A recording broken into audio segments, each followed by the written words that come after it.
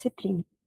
Separei aqui as questões que vocês pediram para fazer. Eu também peguei outras colegiadas antigas e fiz outra revisão da monitoria, que eu fiz, né, as resoluções embaixo, então a gente vai focar resolver essas aqui primeiro, mas, meu Deus, eu já estava esquecendo. Antes de tudo, eu tenho que terminar o conteúdo com vocês, então eu vou abrir no Canva o conteúdo para eu efetivamente terminar e a gente resolver as nossas questões.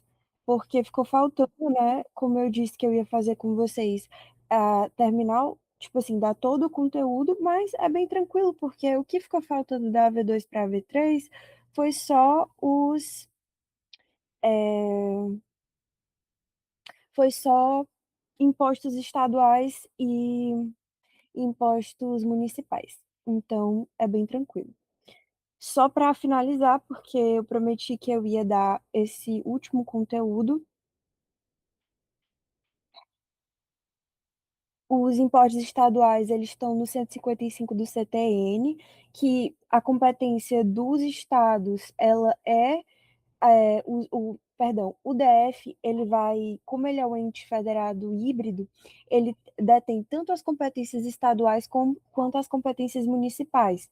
Então, quando a gente está falando desses outros impostos, que são os estaduais e os municipais, o DF ele vai poder legislar sobre ambos os casos. Então, aqui vai caber aos estados e ao DF, nesse caso, instituir os impostos aqui do 155. E aí, uma coisa que o Fernando costuma bater tipo assim, que costuma bater em cima em sala, porque eu acompanhava as aulas do ano passado, é que é o seguinte, sobre a questão da competência concorrente para vocês. A União e os estados e o DF, eles têm na Constituição Federal, no artigo 24, uma coisa que a gente chama de competência concorrente, né? Os municípios aqui, eles não são abrangidos. E o que que significa isso? É que compete a esses entes federados legislar ali de forma concorrente. Essa competência concorrente, ela é basicamente a União podendo criar regras gerais sobre aquilo ali, certo? E os estados podem exercer essa competência suplementar, conforme essa realidade regional de cada lugar. E essa possibilidade, ela é concretizada aqui no Brasil no caso do ICMS, porque o ICMS ele tem a Lei Candir, que é a lei número 18.665, onde há uma legislação federal com norma geral, estabelecendo ali algumas questões a respeito do ICMS. Por exemplo, que estado vai ficar com que parte, porque o ICMS ele é sobre essa circulação de mercadorias e serviços. Então, sai de um estado para o outro. Qual é o estado que fica com a arrecadação? É do é o estado que sai de lá ou é o estado que recebe a mercadoria? Coisas desse tipo, elas são reguladas por essa lei federal, certo? Então a gente vê que dentro desse contexto, a União está exercendo a competência plena dela de norma geral. E os estados, eles vão exercer uma competência suplementar e vão legislar ali de acordo com a realidade regional de cada estado. Tudo bem, mas existe a possibilidade da União não legislar sobre aquele assunto, que é o caso do IPVA. A União ela não tem uma lei federal para o IPVA. E nesse caso, a gente aprende lá em direito constitucional, mas eu sei que muita gente não gostou muito da disciplina, ou enfim, não lembra mesmo. Nesse caso, quando a União não faz a norma geral, ao Estado ele é como se ele ganhasse a prerrogativa, digamos assim, de legislar com a competência plena. Então, como a União não está fazendo, eu posso fazer. Então, ele pode legislar sobre assuntos de norma geral. Mas o que acontece nesse caso? Se posteriormente a essa legislação estadual, que versa também sobre norma geral, se posteriormente a União quiser exercer essa competência que é dela, o que vai acontecer? A legislação estadual que existe aqui, que, enfim, foi publicada, estava vigente e tudo mais, ela perde a eficácia e vai valer a legislação lá de norma geral da União. Então, quanto à norma geral, é sobre isso, mas é só um detalhe mesmo que eu precisava deixar claro para vocês. Aí, no artigo 155 da Constituição, ele estipula essa competência do Estado do DF para os seguintes impostos: o ITCMD, que é o Imposto sobre Transmissão, Causa Mortes e Doação de Bens e Direitos, o ICMS, que é o Imposto sobre Circulação de Mercadorias e Serviços de Transporte e Comunicação, e o IPVA. Características aqui do ICMS, tá? Que a gente já viu que ele tem a Lei Candir e tudo mais. Nele, quando é que se incide ali o ICMS? Quando há uma circulação jurídica de mercadorias, ou seja, quando há uma transferência de uma titularidade, certo? Dessa atividade habitual de comércio. O simples deslocamento físico da mercadoria, ele não vai ser o suficiente, ele não vai bastar. É o motivo pelo qual o ICMS entre a matriz e a filial, ele não vai incidir em ICMS entre a matriz e filial, tanto que a súmula 166 do STJ, ela é muito clara sobre isso. O imposto, ele incide sobre a prestação onerosa ele também pode incidir sobre a prestação onerosa de transporte intermunicipal entre municípios, ok? Ou interestadual, entre estados. Não confundam com intramunicipal, porque intramunicipal é dentro do município, ok? E pode ser uma coisa de pegadinha. E de comunicação, como, por exemplo, telefonia, TV a cabo ou internet, desde que o serviço seja pago por você, né? Não seja TV aberta. Aí, a Constituição, ela estabelece que todos os importadores, eles devem pagar ICMS ao realizar importações, mesmo que eles não sejam contribuintes habituais. A antiga súmula do 660 do STF excluía o ICMS em certas importações, por, enfim, por questão de não contribuinte habitual, tipo assim, se não fosse vendedor, coisas assim, mas ela já perdeu essa validade, ela foi superada. A súmula 661 é a que está valendo hoje em dia, e a súmula vinculante 48 confirmando que toda importação gera ICMS, incluindo por pessoas físicas ou não comerciais, ok? Importação, não exportação, importação. O ICMS, ele é não cumulativo, permitindo que o imposto pago na etapa anterior ele seja acreditado na etapa seguinte. Ele evita, né, com isso, o acúmulo de tributação ao longo dessa cadeia, porque ele é um imposto em cadeia.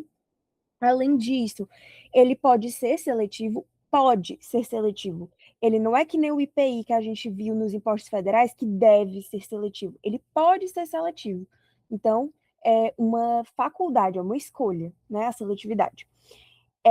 Com alíquotas que. E a seletividade é basicamente ajustar essas alíquotas conforme a essencialidade da mercadoria, dos serviços, do produto, enfim. E os sujeitos passivos do ICMS são as pessoas que realizam essas operações de circulação de mercadorias, os importadores de bens de qualquer natureza e os prestadores de serviço de transportes intermunicipal ou interestadual e de comunicação. Então, em essência, é contribuinte quem pratica qualquer fato gerador do imposto, seja pessoa física ou jurídica, certo? Vamos nós. Em relação aos demais impostos estaduais, a gente tem o ITCMD. O ITCMD, a gente vê que ele é o transmissão, causa mortes ou por doação. Então, o que que a gente pensa quando a gente pensa em transmissão, causa mortes e doação? Que é um negócio jurídico que não é oneroso. Então, não tem ali eu não preciso comprar isso de você, certo? Não é uma transferência ali de propriedade onde eu estou te dando um valor e tu tá me dando aquilo ali. Não. Um caso é a pessoa morreu, houve, né, o princípio da Saizine, a herança que vai para os herdeiros, a herança é uma universalidade, depois vão se calcular o que é o hereditário e tudo mais, mas isso aí vocês vão ver em sucessões. Basicamente, o que se tem que saber é que não é uma coisa onerosa. Você vai pagar o ITCMD, mas, tipo assim, você não pagou para ter direito à herança do seu pai. Você não pagou para ter uma doação, porque senão não seria uma doação, seria um contrato de compra e venda, ou um aluguel, ou alguma coisa assim, onerosa. Então, entenda que uma coisa é você pagar o imposto, a outra coisa é você pagar pelo produto, pelo que você está herdando, pelo valor, enfim, que são coisas diferentes. Então, entenda, negócio jurídico não oneroso, ITCMD. ok? Então, o que é esse fato gerador? É toda transmissão gratuita de bens ou direitos, seja por causa morte, que aí nesse caso herança, ou por doação. Como é um imposto de finalidade fiscal, ele serve basicamente para arrecadar. E o lançamento dele ocorre por declaração. Depende ali da informação prestada pelo contribuinte. Geralmente você coloca aqui essa declaração muitas pessoas declaram isso aqui pelo IR, né? Mas coisas práticas da vida que vocês não precisam saber. Na transmissão causa-mortes, o imposto ele é responsabilidade dos herdeiros ou legatários, que fica para eles, eles vão ganhar, mas eles têm o ônus também. E na doação ele pode ser cobrado ou do doador ou do donatário, aí fica a critério. A competência para cobrar o imposto ela varia conforme o tipo de bem e a forma de transmissão. Quando se trata de bens imóveis, o imposto pertence ao estado onde o imóvel está localizado, ok? No caso de bens móveis transmitidos por herança, a competência é do estado onde o falecido tinha domicílio. Já na doação de bens móveis, o imposto cabe ao estado do domicílio do doador. Então, um dos casos vai ser o domicílio do donatário, o outro do doador. E as informações prestadas pelo contribuinte. Gente, basicamente, em regra, peguem a regra, porque não vai cair muitas exceções. A regra dos bens imóveis é onde está localizado o imóvel, e a regra da transmissão ali, da herança propriamente dita, é onde morreu a pessoa, onde ela morava, onde ela tinha de fato domicílio. Não onde ela morreu, porque ela pode ter morrido numa viagem, né? Aí não seria o caso. Mas é onde tinha ali o domicílio dela. No caso do IPVA, ele é um imposto estadual, ele vai incidir sobre a propriedade do veículo automotor terrestre e o contribuinte vai ser o proprietário ou possuidor com a intenção de dono. Então, aquela pessoa ali que está pagando aquela prestação, fez um financiamento e tudo mais, ela ainda não é 100% dona daquilo ali, mas tá no caminho, tá meio caminho andado, né? As alíquotas elas podem variar conforme tipo, valor, impacto ambiental ou uso do veículo, mas não podem diferir pela procedência, pois o STF ele veda a discriminação entre veículos nacionais e importados. Tipo, se o veículo foi feito no Brasil, eu não vou cobrar IPVA. Não existe isso, assim, isso aqui não é possível. Eu posso não cobrar IPVA, cobrar menor se ele for, por exemplo, ele não fizer mal ao meio ambiente, ele, enfim, analisando ali a capacidade contributiva pelo modelo do carro, coisas nesse sentido. Agora, eu não vou por de onde a pessoa pegou esse carro, entendeu? Isso aí já não me cabe. Até porque ela paga o imposto para importar esse carro, então não seria legal fazer isso. A base de cálculo, ela só precisa respeitar a anterioridade do exercício, então permite que seja majorada ao fim de dezembro e cobrada ali já em janeiro do ano seguinte, então não respeita a noventena, né, que a gente vê em tributário 1.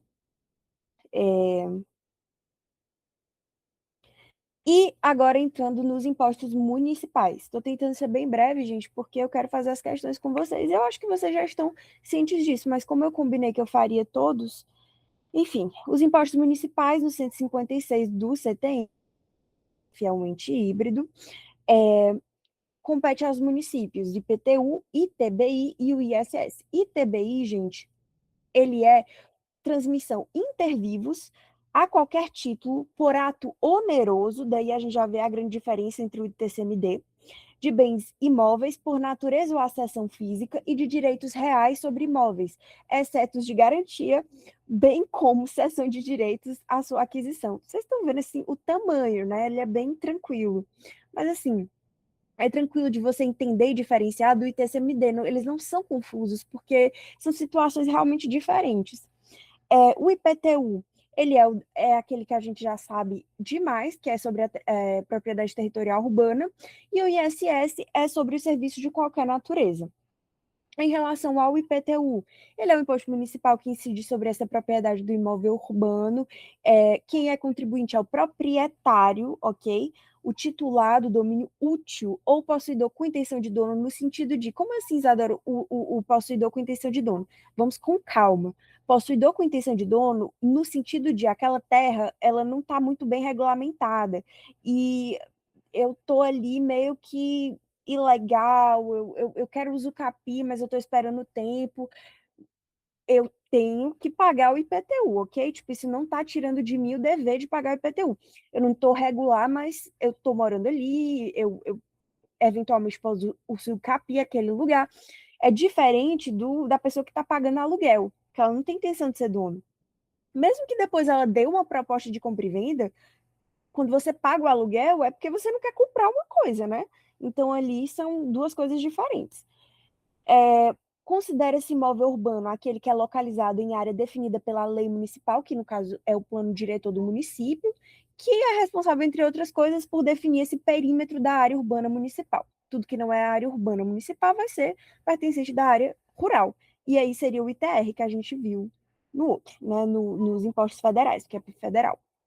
O IPTU, ele admite alíquotas progressivas, seja para atender à função social da propriedade, né, que é um caráter extrafiscal, seja conforme o valor venal do imóvel. O STF, ele reconhece a validade de alíquotas diferentes para imóveis residenciais e comerciais, bem como para imóveis com destinações distintas, né? E o sujeito passivo, ele sempre vai ser aquele que detém essa propriedade ou essa posse qualificada, como eu acabei de mencionar, aquela situaçãozinha lá. E o contrato de locação, ele não faz do locatário contribuinte, gente. Contribuinte é sempre o proprietário, entendeu? Tipo assim, ai, mas tá no contrato do meu aluguel que quem tem que contribuir com o IPTU sou eu. Cara, um instrumento particular não é oposto quanto à fazenda pública. Quem vai ser cobrado se você, locatário, deixar de pagar o aluguel, não é você, locatário, é o proprietário, entendeu? Então, assim, se a pessoa é proprietária de um imóvel, faz muito mais sentido assim, eu não quero ter que pagar o IPTU. Então, cobra o valor do aluguel já contando com o IPTU da pessoa, entendeu? Já contando. Mas pague você, entendeu? Porque eu não correria esse risco, né? Pensando nesse cenário, eu não correria esse risco. Porque ele não pode dizer, não, mas é porque no contrato eu estipulei que quem ia pagar era o fulano. A fazenda pública vai ficar, sim, mas o dono é você. O fato gerador é a propriedade. Então é isso.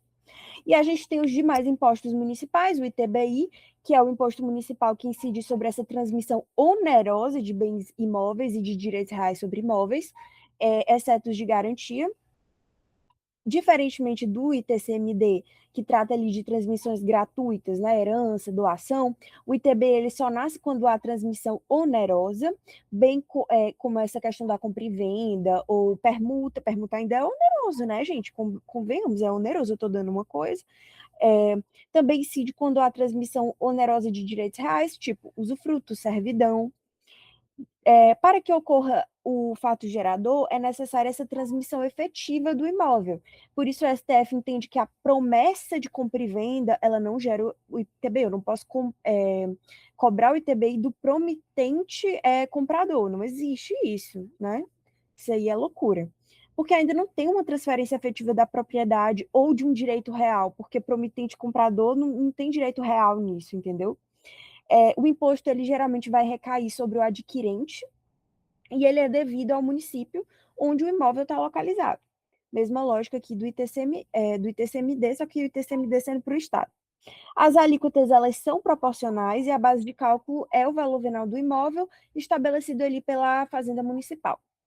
E o ISS, para a gente finalizar aqui, ele é o imposto municipal que incide sobre essa prestação de serviços de qualquer natureza, desde que, pelo amor de Deus, esses serviços estejam listados na Lei Complementar 116 de 2003, que vocês vão ter que abrir, vocês vão ter que ver. Por favor, gente, por favor, vejam isso, tá? O fato gerador, ele ocorre quando uma empresa ou um profissional autônomo presta um serviço com ou sem o estabelecimento fixo. A alíquota ela fica ali geralmente entre 2% e 5%. O imposto normalmente ele é devido ao município onde está domiciliado o prestador, ok? E a base de cálculo é o preço do serviço. O STF ele decidiu que os cartórios e os serviços notariais eles não têm imunidade tributária porque eles exercem atividades remuneradas. Isso aqui seria no caso que eles estavam dizendo da imunidade recíproca. Isso aqui não existe, não tem imunidade recíproca para eles não. O plano de saúde, o STF entendeu que as operadoras de plano de saúde prestam serviço e por isso estão sujeitas ao ISS também, conforme essa lei complementar. E também o STF definiu 3 modalidades de arrendamento mercantil para eles poderem diferir qual que vai caber ISS e qual não vai. Então, eles pegaram bem fundo na doutrina de empresarial. A gente tem o leasing operacional, que há o leasing operacional, o financeiro e o leaseback, né? No leasing operacional, vai ocorrer uma locação sem a geração de ISS, pelo que o STF definiu. Já no leasing financeiro e no leaseback, o foco, como é o financiamento propriamente dito, que é considerado um serviço, vai permitir a incidência do ISS. Mas isso aqui, gente, é bônus, tá? Porque eu sou obrigada a dar o bônus para vocês. E a Lei Complementar 116, ela reconhece que é serviço para fins tributários, sem criar ali um novo conceito, ok? Então, é isso. Vamos para as questões. A primeira questão do que vocês me suscitaram da revisão do professor Fernando, um minuto, foi a sexta questão. E ainda bem que vocês pegaram essa, porque eu já vi ela caindo em mais de uma colegiada. Então, se tem dúvida, foi importante trazer. Fala o seguinte: Bombons e Bombons recebeu uma notificação atestando que devia o imposto sobre renda de pessoa jurídica. Nesse caso, resolve procurar seu advogado, Dr. João, para tomar as medidas cabíveis. João resolve requerer o parcelamento da dívida, vez que Bombons e Bombons precisava da certidão de regularidade fiscal para participar da licitação. Após regular a adesão ao parcelamento e diante da inexistência de quaisquer outros débitos, a contribuinte apresentou requerimento para emissão da certidão. Nesse caso, marque a alternativa correta. Aí, ok, eu percebi que talvez a dúvida tenha surgido ali porque não tem o 1 e o 2, mas dá para e o 3. Mas aqui provavelmente o professor que estava na hora da prova falou, gente, o 1 é a primeira que foi, vai sucessivamente. Então, a gente interpretando que essa aqui seria o 1, parcelamento é uma causa de suspensão da exigibilidade do crédito tributário. Gente, como a gente viu, a suspensão da exigibilidade do crédito tributário é o CID da Era do Gelo, né? Aquela coisa que ele está sempre correndo atrás daquela. Meu Deus, eu não lembro o nome. Daquela noz. Mas, enfim, dá uma congelada no valor da dívida total, e aí você tem que pagar, de certa forma, só que outro meio vai ser ou pela moratória, que vai te dar um prazo a mais, ou o parcelamento, que vai te dar um prazo a mais para pagar tudo e ainda parcelado. Então, assim, sim, é uma suspensão. Por que que não é extinção? Porque extinção estaria resolvido o valor, você não teria mais que pagar. Isso, não, como a gente viu, é um caso de. Oi, alguém pediu para falar? Pode falar. Isadora, eu só queria tirar uma dúvida. Se no Pode falar. parcelamento ainda fica correndo multa, juros. Então, em regra, acontece de correr multa e juros, mas pelo que eu sei, Ruth, multa não, juros sim. Pelo que eu sei é isso. Só que vai depender muito da lei que coloca o parcelamento também, porque como a gente viu, todas essas modalidades, elas dependem de uma lei anterior, né? Essa do parcelamento, a moratória, todas elas. Então, a gente diz que sim, porque não seria impossível acontecer, a depender da situação. Provavelmente a pessoa vai pagar ali um jurozinho, como a gente paga no cartão de crédito. Uma multa, eu não vejo razão para tal, porque uma multa seria uma infração e aquela pessoa não está ela não tá cometendo uma infração, ela só não tinha como pagar e pediu o parcelamento. mas a priori pode acontecer, vai depender muito da circunstância. Em relação a isso, o parcelamento é uma, uma causa de suspensão da exigibilidade do crédito tributário. A Fazenda não pode ajuizar uma execução fiscal contra mim com valor total se eu estou pagando parcelamento em dias, e é isso. Aí aqui, a suspensão da exigibilidade do crédito tributário tem o condão de impedir a cobrança judicial do mesmo? Vamos nós. Isso aqui é muito confuso num primeiro momento, porque você fica pensando, como assim ela tem o condão de impedir a cobrança judicial?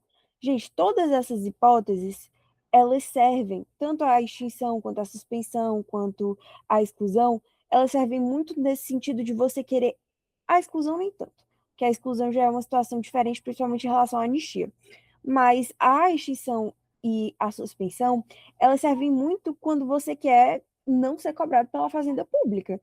E a suspensão, ou perdão, e a suspensão principalmente porque você quer, você sabe que você tem que pagar, você sabe que você não vai conseguir extinguir aquilo ali de outra forma, mas você precisa ou de um prazo a mais, ou de uma situação diferente, ou você não concorda com aquele valor e aí você foi impugnar e aí, enfim. Então,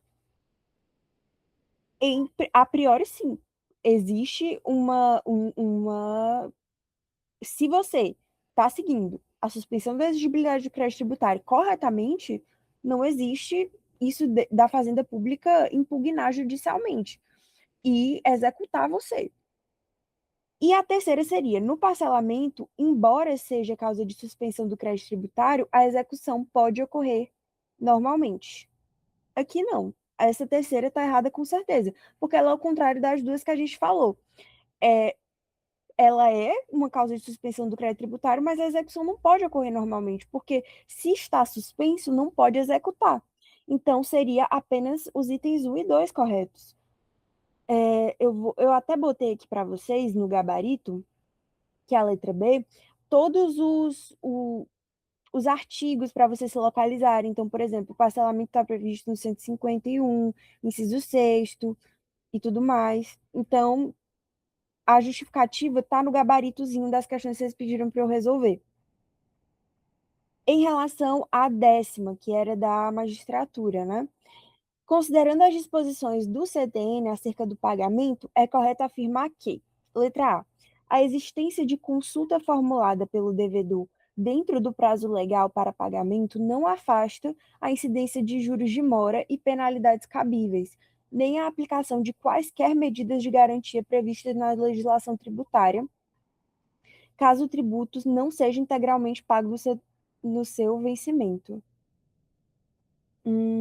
A existência de consulta.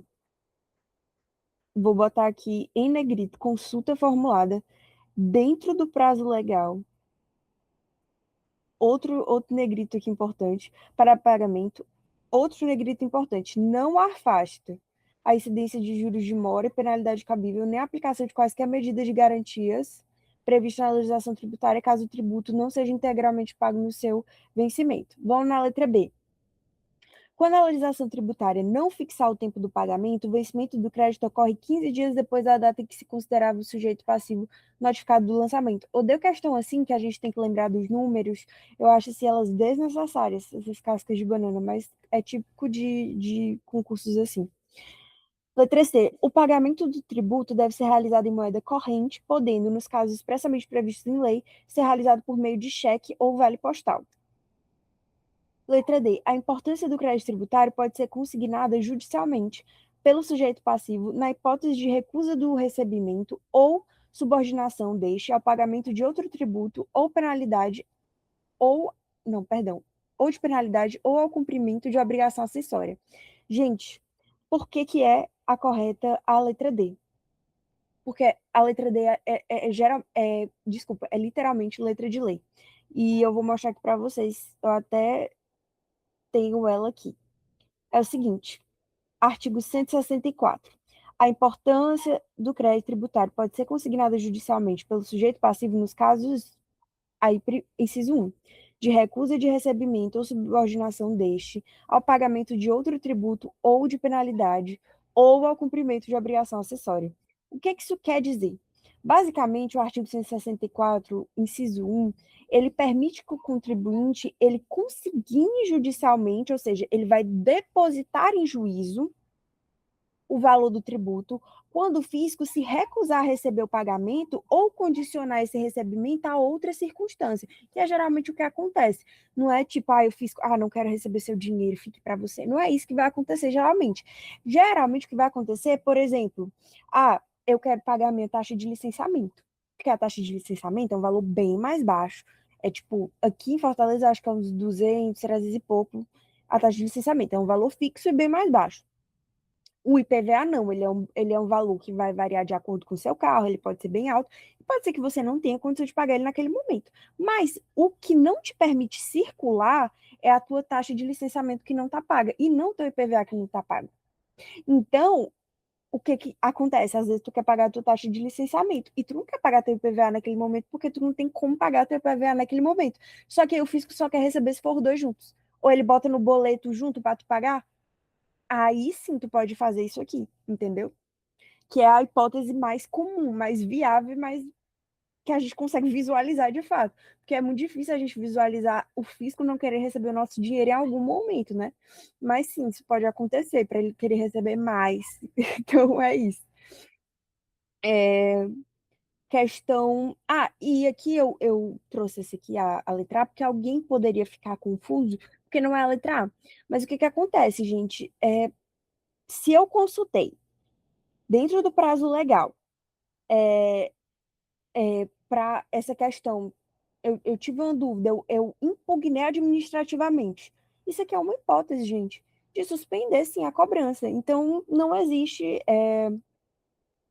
em primeiro momento, ele me incidir em juros de mora, penalidade cabível, nem nada. Eu estava ali dentro do meu momento de realmente impugnar e eu estou esperando uma resposta da administração pública, então não sou eu que estou demorando. Se eu já impugnei dentro do prazo que eu tinha para impugnar, quem está demorando é a administração pública, se esse prazo tipo assim, extrapolou, entendeu? Então não existe isso dele querer me cobrar por juros de mora, entendeu? Eu vou deixar ela marcada para eu falar com o professor Fernando sobre isso.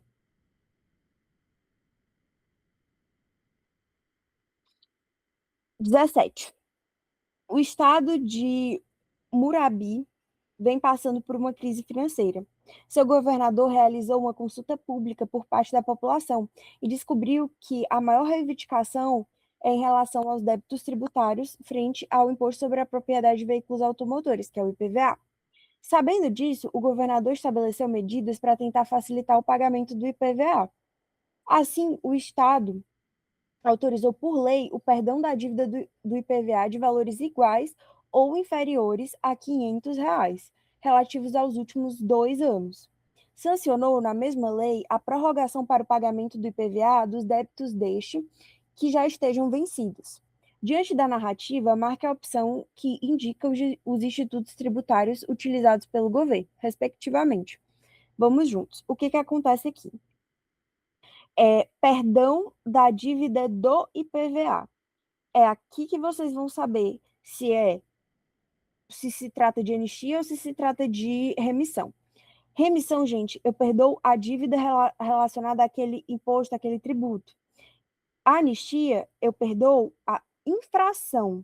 Então, eu perdoo a multa, eu perdoo a infração que ia incidir, são hipóteses diferentes. Como aqui é o perdão da dívida do IPVA, é um caso de remissão, beleza? E em relação aqui, a próxima, que é relativa aos últimos 2 anos, sancionou da mesma lei a prorrogação para o pagamento do IPVA dos débitos, prorrogação do prazo. Prorrogação do prazo, deixando para que já estejam vencidos. Em regra, era para ser remissão e moratória, né? Não é anistia e moratória, era para ser remissão e moratória. De fato, está incongruente aqui. Outro gabarito. Mas ele não tá naqueles que eu mandei no grupo, não? Deixa eu ver, porque eu mandei no grupo que tinha alguns gabaritos que estavam errados. Deixa eu ver. Não, pera. Essa é 17. É, gente, isso aqui é de fato caso de remissão. E sancionou na mesma lei a prorrogação para pagamento do IPVA dos débitos deste ano que já estavam vencidos. Prorrogação do prazo, dilação do prazo no tempo?